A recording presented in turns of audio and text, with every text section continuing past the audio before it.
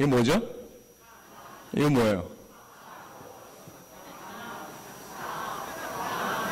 할렐루야, 감사합니다. 예. 그전에 써먹었던 건데, 예. 오늘 못 본 사람이 있는 것 같아서 한 번 더 했습니다. 예, 감사합니다. 오늘 참, 이렇게 우리 항상 우리 세 세대가, 3세대가 같이 이렇게 예배 드리는 것처럼 기쁜 때는 없는 것 같아요. 1년에 몇 번 없지만은 이렇게 같이 가족이 함께 주님 앞에 영광 돌리는 것이 주님께서 보시기에 참 아름답고 기쁘게 여겨질 줄 믿습니다. 예. 왜냐하면 하나님께서 우리를 개인적으로만 부르시는 게 아니고 가족으로 부르셨습니다. 그렇기 때문에 하나님께서 우리에게 내려주신 이 은혜와 축복은 이 할아버지, 할머니, 우리 어머니, 아버지 또 우리 자녀들에게 이렇게 대대로 물려지는 거기 때문에 그 모습이 한 장소에서 이렇게 하나님을 경배하며 찬양하며 같이 우리 기도하며 주 앞에 영광 돌리는 이 모습은 하나님께서 정말 보시고 흐뭇하고 기뻐하실 것입니다. 참 감사한데 우리 이민교회는 많은 경우 우리 자녀들이 자라면서 한국어가 이렇게 편리하지 않고 또 언어라든가 여러 가지 문제로 좀 이렇게 갈라지는 어떤 그러한 경우가 많이 있는데 하나님께서 또 이렇게 오늘 우리에게 은혜를 주셔서 함께 모여서 될 수 있는 대로 우리가 이중 언어로 이렇게 하면서 같이 우리 서로 은혜를 나누고자 합니다. 그렇기 때문에 혹시 여러분들 중에서 나는 한국어가 더 편한데 영어로 이렇게 막 들으면 굉장히 좀 불편하게 생각하실지 몰라도 우리 자녀들을 위해서 조금 이렇게 참아주시고 또 은혜로 다 이렇게 받아주시고 또 children, if I ever speak in Korean and some of you guys cannot understand fully, I'm sure that most of you understand a lot of what I'm saying in Korean, but there may be some words that you may not understand. Then be gracious. Amen? And say, okay, I got that. And then wait until I start speaking in English again. Okay? And so we're all going to sort of be together with our parents and with our children, 3 generations together, worshiping the Lord together. 됐습니다. 우리가 우리 이중언어를 같이 하게 되면서 참 주님 앞에 영광을 돌리기 원합니다. Every year, when Thanksgiving comes around, one of the things that I'm really thankful for, not only the obvious, but also the fact that we're actually able to celebrate Thanksgiving as a national holiday, don't you think? Amen? That we get to have a day off from school, break from school. And the reason why we're able to enjoy this is because America's history, when you look at America's history, we are the nation of Thanksgiving. And I'm really thankful for that because this day, the national holiday, was established by the United States President, first, George Washington. He declared as a national day. And then later on, Abraham Lincoln made it into a holiday so everyone can have a day off. So last Thursday of every November, he declared that it's going to be the Thanksgiving Day. And take day off and enjoy the time. But while we do that, let's give thanks to the Lord. And that's why we're enjoying this Thanksgiving holiday. And no wonder God is blessing America because the 2 of the most important presidents of the United States, Washington and Lincoln, never forgot to give thanks to the Lord for what he has done in this nation, in our lives, and make sure that the whole America celebrate the goodness of the Lord, the grace of God. And that's why we're enjoying this. And that's why I think God is blessing America. 저는 매년 추수감사절마다 참 감사한 것이 자 이렇게 감사의 날을 미국에서 이렇게 스페셜 할리데이로 정해줘서 자 우리가 같이 이렇게 예수 믿는 사람이나 안 믿는 사람이나 누구든지 이 날을 생각하면서 감사의 조건을 찾는 것입니다. 물론 우리 예수 믿는 사람들은 하나님의 은혜에 감사하는 것이죠. 그러나 예수 안 믿는 사람들도 참 이 날을 통해서 다시 한번 감사의 조건을 찾아보고 또 우리 삶 가운데 이렇게 누군가 모르게 나에게 이렇게 고맙게 해줬다 하는 그러한 생각을 하면서 더듬어가면서 하나님 앞으로 돌아올 수 있는 그러한 기회가 되는 줄 믿습니다. 왜냐하면 미국 교회에서는 이 Thanksgiving Sunday를 기회로 삼아서 많은 이웃들과 오늘 우리가 하는 것처럼 가정의 사람들을 안 믿는 사람들 아니면 교회 안 다니는 사람들 초청을 합니다. 그리고 미국 사람들은요, 교회를 안 나가도 예수 믿지는 않아도 적어도 1년에 3번은 교회 나가요. 이스터하고 땡스기빙하고 크리스마스. 요 3번은 교회 나가요. 그러니까 요 때가 기회입니다. 그래서 이때 교회로 다 초청을 해서 같이 함께 만찬도 나누고 또 복음도 듣고 말씀도 듣고 이렇게 귀한 하나님께 영광을 돌리는, 그래서 하나님 앞으로 돌아오게 하는 그런 좋은 기회로 삼습니다. 그래서 저는 정말 감사하는 거죠. 이것이 감사한 조건입니다. 한번 그래서 오늘 그러면 무엇이 그렇게 감사한가? What are we so thankful for in our lives? 한번 생각해 보면서 은혜를 나누고자 합니다. What are you thankful for today? Here from our text from 1 Corinthians chapter 15, Paul says, for grace. He says, for grace. We are to be thankful for the grace of God. It's interesting, the word grace comes from Greek word charis. Charis. Or as the Americans say, charis. Okay? And that's where we get the word grace, charis. Doesn't it sound kind of similar? And that's where we get the word for grace. And then also, as we know, some of you who might know Spanish, what is thank you in Spanish? No, it's not gracias, it's gracias. Okay? Say it right. And that's also, that word also comes from the word grace, from Greek word, okay, charis, okay? And the word also gratitude, the familiar word that we use in English, gratitude is also another word that comes from the root word charis. In other words, we are thankful for the grace in our lives, and when we do that, we will be filled with more grace and more joy and more satisfaction in our lives. You see? And it is a key to happiness. And I've said this over and over many times. The key to happiness is to know what to be thankful for. Know that you are a one who has received this wonderful grace, and be thankful, regardless of what kind of situation that you might be in. 그래서 오늘 본문에서 바울은 바로 이 은혜를 감사히 여겼다고 했습니다. 그래서 오늘은 그 은혜가 무엇인가 깊이 생각해보고 하나님께 감사와 찬양이 넘치는 그러한 뜻깊은 추수감사절이 될 수 있기를 예수 그리스도 이름으로 축원합니다. 첫째로 그 은혜는 나를 변화시키는 은혜입니다. 나를 변화시키는 은혜. 바울은 10절에서 그랬습니다. 내가 나 된 것은 하나님의 은혜로 된 것이다. 여러분, 왜 바울이 이런 말을 했을까요? 왜냐하면 바울은 자기 자신을 알았습니다. 자기는 어떠한 사람이었는가. 바로 여기 10절 바로 전 구절에 9절에 보면은 이랬습니다. 나는 사도 중에 가장 작은 자라. 나는 하나님의 교회를 박해하였으므로 사도라 칭함을 받기를 감당하지 못할 자니라. 그러니까 사도 바울은 예수 믿기 전에 교회를 박해한 사람이었습니다. 사도 바울은 정말 열심히 그 유대교를 통해서 하나님을 섬긴다고 하면서 율법주의자예요. 철저하게 열심히 그 유대교를 섬긴 사람이었습니다. 그것을 보여주기 위해서는 그 중에 방법 하나가 뭐냐면은 교회를 핍박하는 거예요. 크리스천들은 못 살게 구는 거예요. 교회를 막 파괴하고 사람들 잡아 죽이고 하는 그 일을 하는 사람들이 저 사람은 정말 열심히 유대교를 믿는 사람이다. 그렇게 여겨왔기 때문에. 그래서 바로 사도 바울은 바로 그런 사람이었다. 나는 예전에. 그런데 오늘 내가 나 된 것은 하나님의 은혜로. 그러니까 그전에는 난 이런 사람이었는데, 이런 못된 사람이었는데, 오늘은 나는 이런 사람이 됐다. 그 중간에 무엇이 있었죠? 무엇이 오늘 사도 바울을 그렇게 만들었는가요? 그것은 다 같이 시작. 하나님의 은혜. 저는 그냥 은혜라고 할 줄 알았는데 또 하나님까지 붙이시네요. 더 정확합니다. 맞습니다. 하나님의 은혜입니다. 하나님의 은혜 때문에 나는 이러한 사람이었지만 오늘 나는 이러한 사람이 되었습니다. 우리 모두가 다 마찬가지입니다. 그렇죠? 우리 모두가 다 나는 옛날에 이러한 사람이었습니다.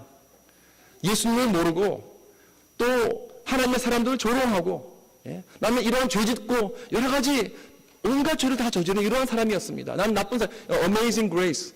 How sweet the sound that saved a wretch like me. 그런 말 있죠. Save the wretch like. 여러분, wretch가 뭔지 아세요? 그 하나님의 그 우리 주은의 놀라와, 그렇죠? 그 노래에서 나 같은 죄인, 이 wretch란 말은요, 이 한국말로 하면은 나쁜 놈입니다. 나쁜 놈. 예, 그게 wretch예요. 여자도 있습니다. 예, 그건 알아서 생각하죠. 예. 그러니까 이런 나쁜 그런 사람이었지만 하나님의 은혜로 내가 오늘 나된 이것입니다. 그래서 사도 바울은 나는 사도 중에서 가장 작은 자라 그랬습니다.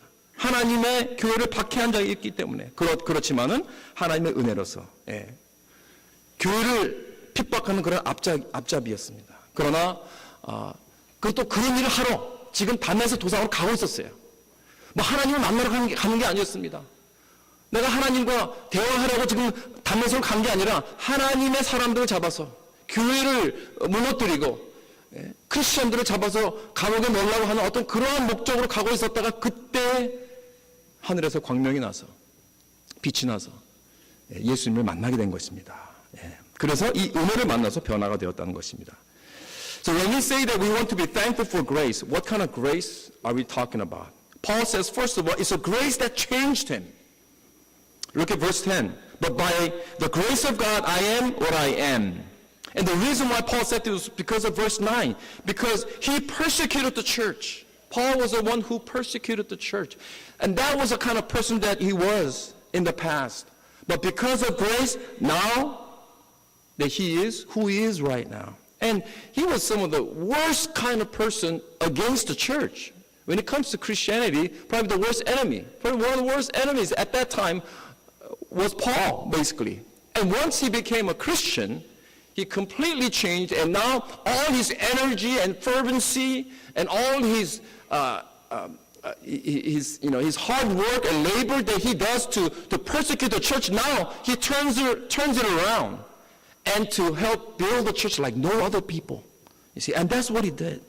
And so that's what happened. See, so as he was changed, he's not only changing his thinking, he's not only changing his views, he did not only change his mindset or his behavior, everything was changed from inside out, from the bottom of his heart, from the core of the essence of who he was, you see. Paul didn't say, my thinking was changed because of the grace of God. Paul didn't say, my behavior was changed because of the grace of God. Paul says, I am. The whole I am has changed. The essence has changed. The being has changed because of grace. So he was completely changed, a brand new man. He even changed his name. His name was Saul before he became a Christian. Saul means a great one or big one, And then he changed to Paul, which means small person, small one. So he was a great, great scholar in Judaism, but after he became Christian, he became little Christ. You see. And that's what happened. And that's what we're so thankful for. 여기서 바울은 진정한 은혜가 무엇인지 깨달았습니다. 바울이 살던 시대는 은혜가 없는 시대였습니다. 은혜를 모르는 시대였습니다. 특히 그 열심주의, 율법주의, 바리새인으로 바울은 철저한 그런 인간주의, 그런 인간의 율법을 지킴으로써 하나님 앞에 가까이 나갈 수 있다고 그는 가르침을 배웠고 또 그렇게 살아왔습니다. 그리고 바울은 크리스천들을 죽이러 가고 있었는데 예수님께서 일방적으로 전적으로 바울을 만나 구원을 해주신 것입니다. 그렇기 때문에 여기 바울은 자기는 모든 사도보다 제일 작고 가치 없는 그런 사도라고 이렇게 고백합니다. 왜? 자기는 교회를 박해했기 때문에. 그렇기 때문에 또한 하나님의 은혜가 또 더욱 컸습니다. 이 놀라운 은혜를 빅토르 휴고의 그 레 미즈라라는 그 소설에 나오는 장발장이 경험을 했습니다. 평생 증오와 두려움과 불안 속에서 살아왔던 장발장이 배고파하는 조카 딸을 위해서 빵을 훔쳤다는 이유로 19년 동안 감옥살이를 지내고 나왔습니다. 나와서 어느 신부집에 하룻밤을 자게 되는데 거기서 그 밤에 그 신부님의 그 모든 그 은수저들을 훔쳐 나오다가 경찰에 붙들렸습니다. 붙잡혀서 이제 데리고 왔습니다. 경찰부에서. 이 사람이 이렇게 뒤지니까 거기 은수저에 나왔는데 이게 신부님 거니까 하니까 그 신부님이 그 장발장을 보면서 화를 냅니다. 아니 왜 저 훔쳤다면 안 가져갔냐고. 그러니까 자기 은수저를 가져갔다고 하는 게 아니라 왜 은수저를 훔쳤다면 안 가져가. 이거 굉장히 아주 밸류버한 건데 굉장히 가치 있는 건데. 그러면서 그렇습니다. 내가 준 겁니다. 풀어주십시오 해서 풀어주었습니다. 그러니까 완전히 장발장 깜짝 놀랐죠. 어떻게 된 건가. 그리고 나서 그에게 말합니다. 장발장, 새 사람이 되기로 약속하시오. 장발장, 내 형제여, 당신이 이제부터 사탄에 속하지 않았습니다. 이 은으로 내가 당신의 영을 샀습니다. 두려운 것 중으로부터 이제 당신은 해방되었습니다. 이제 하나님 앞에 당신을 드리겠습니다. 그렇게 말했습니다.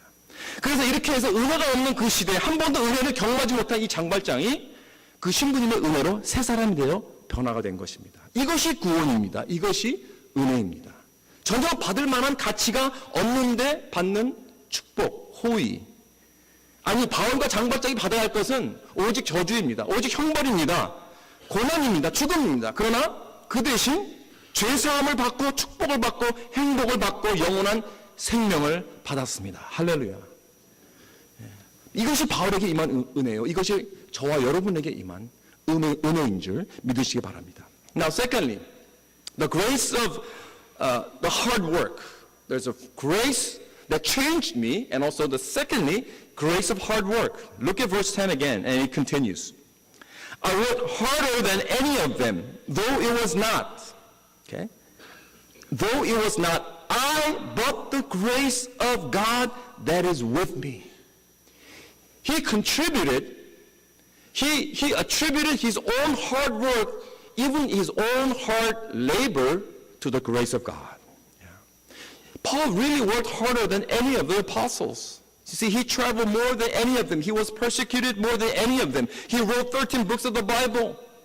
Wherever he went, he established churches, and he built churches more than any of them. He was thrown in more prison times. He was beaten more. He was gone without food and clothes. And many times he sacrificed more for the church than any of the apostles. And yet, Paul credited all this to God's grace. Jesus talks about the grace of hard work in one of his parables, the laborers in the vineyard. I don't know if you remember, but Master went out and looked for a day laborer for his vineyard. And as we see some of that, and when we go to like Home Depot or somewhere, you see some of the Hispanic people who are sort of, waiting around for a day's job. Just like that, those things happened in back then as well. He found workers early in the morning, and they agreed to work for 1 denarius, which is the equivalency of, 1 day's wages, 1 day's, labor's wages. Then about early in the morning, he went out. The master went out to look for a worker early in the morning. So it's probably about 6 o'clock in the morning. He found some. And then about 9 o'clock, he found more. And he brought them to work. And about noon, he found some more. And then at about 3 in the afternoon, he found more workers. Now, he also hired some more people at 5 o'clock in the afternoon, which is about 1 hour before the day's work was to be ended, because at that time, around 6 o'clock, the sun sets, so you cannot work anymore. So, think about this. After day is done, when everyone got paid, amazing thing was everyone got paid the same amount, 1 denarius, So those who worked all day, from early in the morning, like 6 o'clock in the morning till 6 o'clock in the evening, when they saw this person who only worked 1 hour receive 1 denarius, he was upset, obviously, right? He said, this is not fair. Well, is it? Because when he decided to work, he agreed to the amount that was set by the master, that he was going to work for 1 denarius. So he shouldn't have to be complaining about that. And yet, when he looked at that person who just came in like an hour before and worked only 1 hour and received this whole day's wages, and he was not happy about that. Now that's the aspect from looking at this whole situation from his standpoint. Now, if you were a person, if you were one of those workers who came in 5 o'clock in the afternoon and only worked 1 hour and received this full day's wage, what would be your response? Your response would be, hallelujah, thank God. It's all by God's grace. I don't really deserve this. See, why do you think that Jesus is giving this parable? Because there are people who work in the vineyard from 6 o'clock in the morning? And there are some people who work 5 o'clock in the afternoon and only work 1 hour? No, that's not the point. Nobody came in that early to work all day. In other words, everyone, you see, vineyard symbolizes the kingdom of God. No one was able to come into the kingdom of God by working hard, by faithfully serving, by doing all this work. You see, nobody did that. Everybody came 5 o'clock in the afternoon. So you were able to say, oh, thank goodness, thank God, all by God's grace. That is the mindset of everyone who came into the kingdom. But then who are these people? Who are these people who came in 6 o'clock in the morning or 9 o'clock in the morning and 12 o'clock at noon? Who are these people? These are the people who think that they came in that early, who think that they have to really work hard to get into the kingdom, you see, who think that they have to really work hard to earn God's approval. We have to work hard to get God's blessing. We have to live a high moral standard life so that God can give us all these wonderful things that we need, we want. See, that's religion. Again, Christianity is not religion. You see, Christianity is relationship with Jesus Christ. It's all by God's grace. Paul says that he worked harder than all of them, but only by God's grace. Even his hard work, he attributed to the grace of God. He's not working hard. He did not work hard to get brownie points from God. No, not at all. You see, many people think that just because they work so hard for God, they think that God owes them. God owes them good life. God owes them success. God owes them healing from sickness. They just demand from God. Look, Lord, I work all these things for you. I work hard for you. I'm so upright and moral, and I do all these things for you. Now, where is my share? Where is my blessing? Where is my success? See, that's legalistic, moralistic religiosity in us. That's not the gospel. Gospel is saying that all is by God's grace. Our salvation, our faith, even our hard work for God, it's all by God's grace displayed upon the cross. Amen? 사랑하는 성도 여러분, 예수님의 비유에서 포도원 주인 일당 품꾼들을 데리고 오는데 새벽부터 일하는 사람과 또 오전 9시에 일하는 사람과 또 12시에 일하는 사람과 또 오후 3시와 또 오후 5시에 데리고 옵니다. 이 5가지 종류의 사람들을 데리고 와서 나중에 일이 다 끝나고 나서 똑같이 한 데나리온을 줍니다. 그랬더니 그 아침부터 일찍 온 사람들이 막 화를 내죠. 그게 이거는 공평하지 않다. 불공평하다. 5시에 들어온 사람은 어떻게 반응합니까? 아이고, 감사하네. 땡 잡았다. 이거죠. 난 럭키다. 은혜받기 생각이 나지 않습니다. 자, 그렇다면 예수님께서 왜 이 비유를 주신 걸까요? 생각해 보시기 바랍니다. 아침에 일찍 들어온 사람이 있고 또는 오후 5시에 들어온 사람이 있어서 그런 걸까요? 아닙니다. 사랑하는 성도 여러분, 우리 중에 아침 6시에 들어온 사람은 한 사람도 없습니다. 하나님 나라에. 모두 다 오후 5시에 들어온 사람입니다. 그저 은혜로 들어온 것입니다. 우리는 천국 들어올 자격이 없는 사람들입니다. 그러나 그냥 받았습니다. 1데나리온 값어치를 일해서 받은 것입니다. 문제는 뭐냐면 많은 사람들이 우리가 그렇게 생각한다는 거예요. 자기들은 아침 일찍부터 들어왔다는 거예요. 그렇게 생각하는 사람들.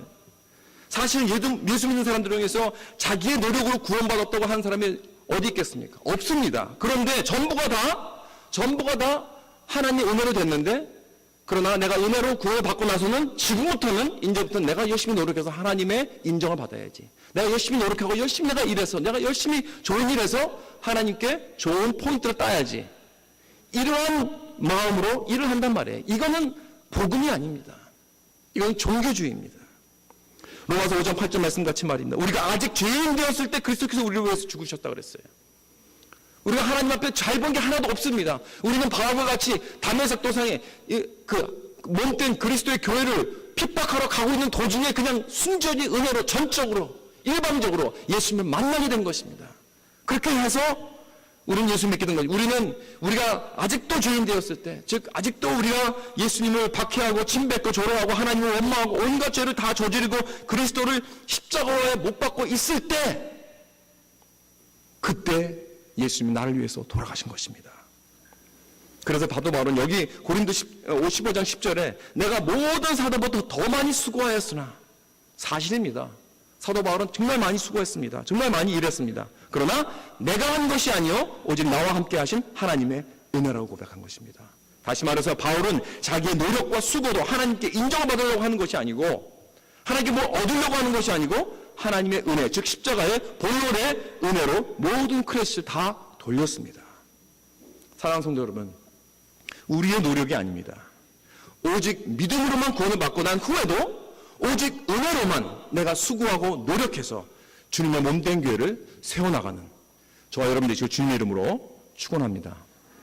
Lastly, how should we properly respond to this wonderful grace that we're experiencing today? By properly giving thanks. And that's what this Thanksgiving is all about.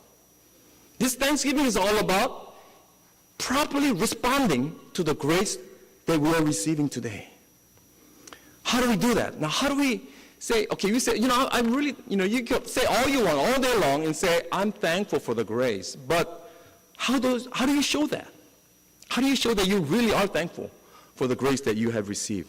By living the life of grace and by sharing the life of grace. You see, if I'm thankful for the grace, then I must be graceful. Amen? If you really, really want to prove that you are thankful for the grace that you have received, then you must demonstrate that in your life. You must show that, display that in your life. You proclaim grace all your life. Verse 10 says, the grace is not in vain, or it means not without its effects. It means it has a power. It has a power to spread. It has a power to change people. Mercy produces mercy. Love produces love. Grace produces grace. The way to prove that we have received grace is that we are thankful and also we live out that graceful life. And that's what David did. King David in the Old Testament, he tried to show grace to other people. He knows that he has come from a small town in Bethlehem. He was just nothing but a shepherd boy. But by complete God's grace, he became the king of Israel. So after he became king, he realized that he's just, he couldn't, he has to do something about this grace that he has received from God. And he said, what can I do? How can I display this grace to other people? So he started looking for someone to pour his grace upon. And he found one person. He asked, is there anybody in Saul's family that I can, be gracious to? And Saul is, as you know, he's a predecessor, the previous king, which he tried to kill David all his life. And so in a way, it's his enemy's family. And then he found this one guy named Saul's grandson, Mephibosheth. It's really hard to pronounce, so please excuse me if I butcher this, pronunciation. Mephibosheth. Okay. In Korean, it's Mubiboset. Oh, it's much better. Yeah, I like that. I'm going to say Mubiboset from now, okay? Yeah. Because I just, by the grace of God, I cannot pronounce this. Mephibosheth, okay? Anyway, this guy is a crippled guy, okay? He lived in an obscure place called Lo-Debar, which means barren place. He was unfitting for David's family because back then, if you were crippled, if you were handicapped, you were considered a bad omen, or it's a shame in the family. And so usually those people are just shunned and they're just kicked out of the family, outcast. Nevertheless, David decided to pour his grace upon this person. And so David summons him. Now, he is brought before the king, and he knows that he's dead. Why? Because back then, if you're going up king's family, and it's a typical thing to do is completely wipe out and kill everybody in that family. So the reason he thought that why he was called in front of David is now David's going to kill me. I'm dead now. And that's what he's thinking at this time. So he's just barely hanging on to his life. And yet, David calls him Mephibosheth, or Mephibosheth. 그랬어요. What does it mean? When David calls him by that name, he didn't call him, hey, you cripple, or handicap, hey, you, whoever, you're son of Saul. He didn't say that. He could have called him all different kinds of names. You disabled or whatever.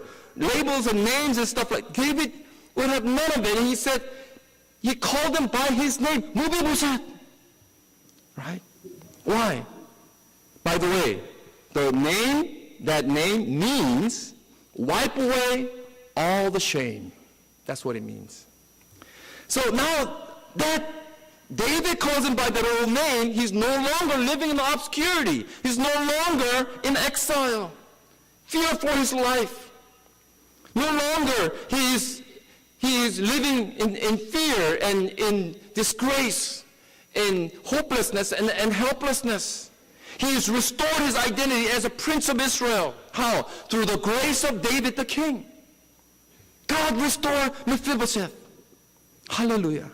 구약의 다윗은요, 하나님의 은혜를 확실히 알고 항상 감사한 사람이었습니다. 자기같이 작은 동네 사람 출신이고, 목동치는 그러한 자가 이스라엘 왕이 됐다는 거, 이거 얼마나 놀라운 것입니까? 그래서 다윗은 어떻게 하면 내가 누구에게 은혜를 베풀 수 있을까? 그래서 제일 좋은 방법은 사울, 즉 다윗의 전 왕이었잖아요. 전인자였습니다. 그 가정을 내가 축복을 하겠다. 혹시 남아있는 사람이 있는가? 다 죽었습니다. 다 죽었는데 한 사람이 남았어요. 이 불구자, 절뚝발이 무비보셋이었습니다. 그래서 그 알고 나서 데리고 오라고 했습니다. 그 무비보셋은 자기는 죽는 줄 알았죠. 다윗 왕이 자기를 죽이려고 하는구나. 그러나 다윗 왕은 자기도 5시에 들어온 사람인 걸 알았으면, 나도 은혜 받았는데 내가 이 은혜를 어떻게 하면 내가 다른 사람에게 베풀 수가 있을까? 그래서 무비보셋을 데리고 자기 앞에 나왔을 때 무비보셋이요 그랬습니다. 무비보셋이요. 뭐 절뚝발로 부르지 않고 다른 이름 부르지 않았어요. 무비보셋이요. 그 말은 무슨 뜻이냐면은, 무비보셋이라는 말은 모든 나의 창피가 다 없어졌다는 그 의미입니다. 그 이름, 그 뜻이. 그래서 이 다윗 왕은 그가 이런 희미한 인생이 아니고 더 이상 이제 생명의 위협 때문에 유배생을 하지 않아도 되고, 무비보셋, 사울의 손자일이 다시 회복된 것입니다. 다윗의 은혜를 통해서 다윗의 은혜가 다시 그 이름을 복귀시킨 것입니다. 그래서 이제 부끄러움과 왕손으로 숨어 사는 그런 치욕을 떨쳐버리는 그러한 자리로 들어온 것입니다. 은혜는 이렇게 놀라운 치유의 역사가 있습니다. 은혜는 이렇게 회복의 역사가 있습니다. 은혜는 잃어버린 사람을 다시 찾는 능력이 있는 줄 믿으시기 바랍니다. 비록 내가 잃어버린 자였고 부끄러운 자였고 죄 많은 술 먹는 자였지만은 진짜 은혜를 만나고 나면은 난 더 이상 이제 그렇게 느끼지 않게 됩니다. 믿습니까? Chuck Swindoll, pastor, used to pastor here in Fullerton. Now he retired, but he described a typical day of King's dinner time like this. Very interesting, very funny. The dinner bell rings through the king's palace, and David comes to the head of the table and sits down. In a few moments, Amnon, clever, crafty Amnon, sits down left of David. Lovely and gracious Tamar, a charming and beautiful young woman, arrives and sits beside them. These are the children of David, by the way. And then across the way, Solomon walks slowly from his study. Brilliant, preoccupied Solomon. He's always thinking something. And the heir apparent slowly sits down. And then Absalom, handsome, winsome Absalom, with beautiful flowing hair, black as a raven, down to his shoulders, sits down. That particular evening, Joab, the courageous warrior and David's commander of the troops, has been invited to the dinner. Muscular, bronze, Joab is seated near the king. And afterward, they wait. They hear the shuffling of feet, the clump, clump, clump of the crutches as Mephibosheth rather awkwardly finds his place at the table and slips into his seat. And the tablecloth covers his feet. I ask you, did Mephibosheth understand grace? This is a picture of grace. Every time Mephibosheth sat at the king's table, he experienced grace. Among all these brilliant, these great children of David, he was part of them, you see. He was just one of king's sons. Let us be reminded that we are all Mephibosheth, crippled, worthless, helpless, hopeless, living in the lost land of barren land, summoned by the King of Kings and Lord of Lords, and restored us by his grace displayed upon the cross. If you only believe and accept the grace reached out to you, you will be saved, and you will live under grace. 말씀 마치겠습니다. 오늘은 추수감사주일입니다. 무엇을 감사하는가? 하나님의 은혜입니다. 내가 나된 것은 하나님의 은혜인 줄 믿으시기 바랍니다. 나를 변화시키는 은혜에 우리 감사하시기 바랍니다. 나의 노력과 수고도 하나님이 주신 것이고 오직 5시에 들어온 아무 공로 없는 그런 자, 그저 감사하기 때문에 주님을 섬길 수밖에 없는 그러한 은혜의 입은 자입니다. 그리고 그 은혜에 감사한다면 난 그 은혜를 나눌 것입니다. 은혜로운 사람이 될 것입니다. 전파할 것입니다. 왜냐하면 그래야 내가 받은 은혜가 내 삶에 머물게 되기 때문입니다. 내 가정에 머뭅니다. 이 시간에 하나님이 오늘 우리에게 베푸신 십자가 은혜를 기억하시기 바랍니다. 하나님이 이 세상을 이처럼 사랑하사 독생자를 주셨으니 이는 누구든지, 우리 한어 번역에는 이 누구든지가 빠졌어요. 누구든지, whoever, 누구든지, 내가 무엇을 전에 무슨 일을 했든지, 내가 어떤 사람이었든지 하나님은 과거를 따지지 않습니다. 과거를 묻지 않습니다. 너 왜 그랬냐 그때? 그렇게 따지지 않으신다는 것입니다. 단 오늘 오라. 오라. 마음껏 은혜를 와서 마셔라. 마음껏 물을 마셔라. 마음껏 이 만찬을 들라. 오늘 끝나고 우리 만찬할 것입니다. 여러분 마음껏 드십시오. 배가 터지도록 드세요. 이게 은혜입니다. Come to Jesus and receive His grace. 이것이 추수감사절의 의미인 줄 믿으시기 바랍니다. 모두가 다 주님 앞에 나오십시오. 놀라운 이 은혜의 물을 마음껏 마시기 바랍니다. 다 같이 기도하시겠습니다.